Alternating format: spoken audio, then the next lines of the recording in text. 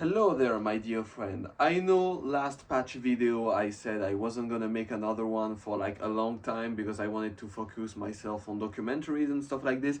But you know what? I said I will want to make another patch video, but this time on another country rather than Russia. So this one will be a special one about German patches. So let's go, my comrades.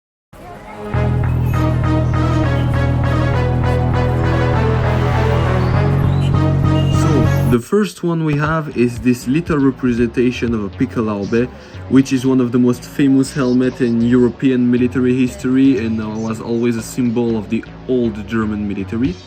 And the thing you can see, basically this helmet is named the Pickelhaube in German and was introduced in the Prussian army in 1842 and was used all the way until World War One, where it basically was not in service officially in 1916 but was still used on the Eastern Front by many troops. But like by 1917 most troops still used the Stahlhelm, which was the steel helmet. But also the Pickelhaube had like multiple variation. In 1842 he was very long. Here it's mostly the World War One shape, so it's more short in the extremities. And in the front, on the original one, of course, they didn't have enough space to put that inside of a little patches like that.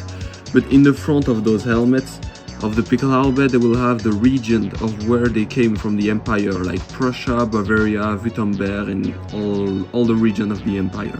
Und 24 Pfunder geriffelte Feldkanonen mit Hinterlader. Sie haben eine Reichweite von 5 Kilometern mit.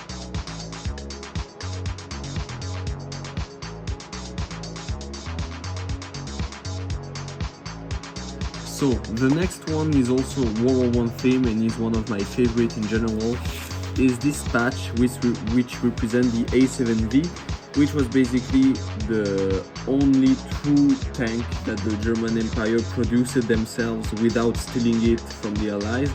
And it was produced in 1917 but was used in the military all the way through 1918 till January to November, till the end of the war. And basically only a few dozen of them were ever produced, and basically the condition of living inside of those tanks were absolutely horrible, with all the heat, smoke and everything.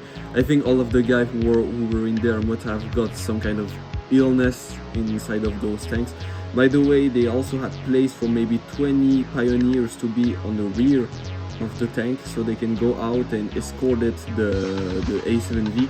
But for a lot of people, there was like the condition of living were like so bad inside of those tanks that basically they would just be on top of it or just walk past it, since those tanks were actually very slow.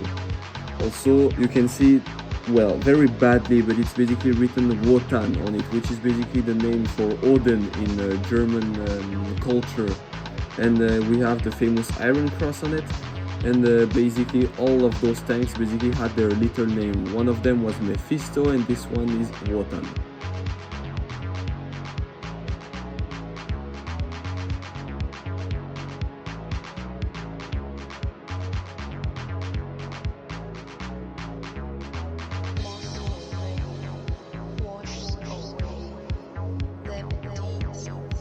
This one is a much more modern one. This one is mostly for the veterans of the Bundeswehr, so basically modern day Germany. Some of them has a V in the color of the German Republic, but they have a version like this with the Iron Cross, which is still the symbol of the Bundeswehr till this day. So basically you have the color of modern day Germany, the famous Iron Cross, which I will explain later. But no, well, I will actually explain right now. The Iron Cross was basically a military medal which was created in 1813 to represent the fight against Napoleon France in the liberation of Germany during the War of 1813. And basically it was used in all great German wars like 1817, 1914 and 1939, and it's still used right now in a different version in the Bundeswehr. So basically what it's written, it's, if I understood well, I give oath, once a soldier, always a soldier. So it's basically really something for the veteran of the Bundeswehr, mostly those who came back from Afghanistan. for shooting down the enemy and all that kind of jazz. The Iron Cross.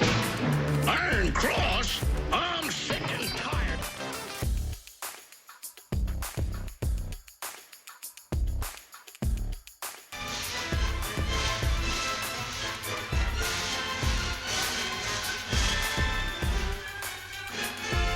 So the next one is also World War one. It's the Reichskriegsflagge, the war flag, and also the navy flag used by the German Empire during World War I. So we have the famous German eagle, the colors of the German Empire, black, white, red, and the famous Iron Cross, like I just talked about. So this one is like very recognizable, but during World War II, the Germans will inspire themselves a lot from this one to create their own war flag in World War II, which I will present.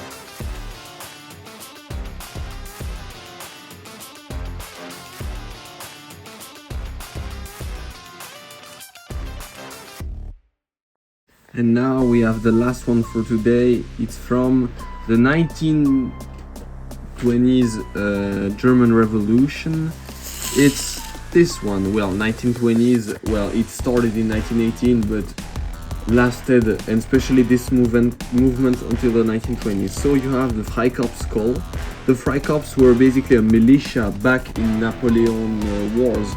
They were just made to liberate Germany and were just like some kind of militias. But after World War I, they became a group of paramilitary guys who were like mostly veterans from World War I and went to fight the communist revolution inside of Germany, and also went to Eastern Europe and the Baltics to fight the Bolshevik in the side of the White Russians, or even they infiltrated the White Russian movement. And they were like still using this skull, you see. Some people can think it's the SS skull, but no, because it has no down jaw and a lot of things is missing. Basically, it was the Husaren Totenkampf skull, which basically were the elite cavalry of Prussia, and basically used this skull on their hat, and it was inspired to make this for the Freikorps. Then the Undor, written in German, sorry my German is very terrible, is actually saying, if I'm not mistaken, something like nonetheless. It was basically meaning that the German government was not really a part of the Freikorps. Actually, the Weimar Republic was at one point very much against the Freikorps going in the Baltics and Eastern Europe to fight the Bolsheviks, because they were afraid that will trigger an allied response, because it would have been basically a violation of the Treaty of Versailles. But basically that's mean that nonetheless that the German government told us to stop fighting, we still fought the communism in Eastern Europe and the Baltics, and try also to retake Poland, which was taken mostly by the German Empire during World War I.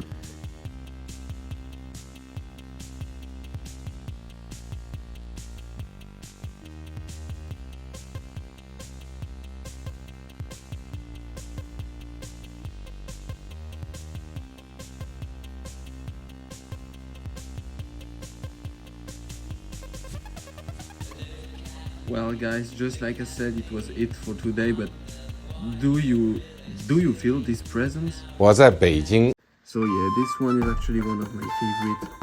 You have like the People's Liberation Army, which is mainland China army. It's basically written the same in Chinese. You have the anime girl in the 07 uniform from the Arid one, which was basically the uniform for arid terrain they had from 2007 to 2021, when they had a big change of uniform in the Chinese army. And you have a map of China with all the different regions, and you have like Taiwan, which is annexed in the map, which is quite controversial, to be honest.